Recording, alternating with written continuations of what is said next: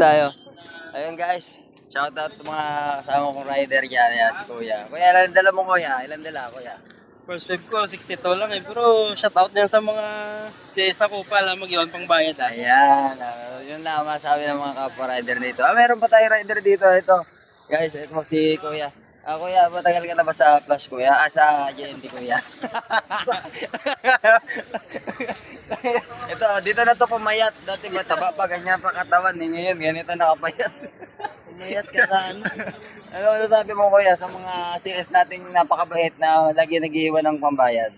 Good yun, good. Good yun, good yun. Ayun. Yung mga kupal na CS, yung mga wala lagi sa bahay. Ako na mag-aabono. Yun na mag-abon.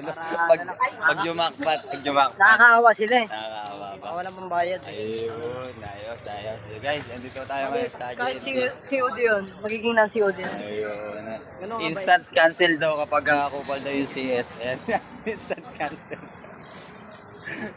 Okay guys, yun lang. Tapos, nakagawa ng content.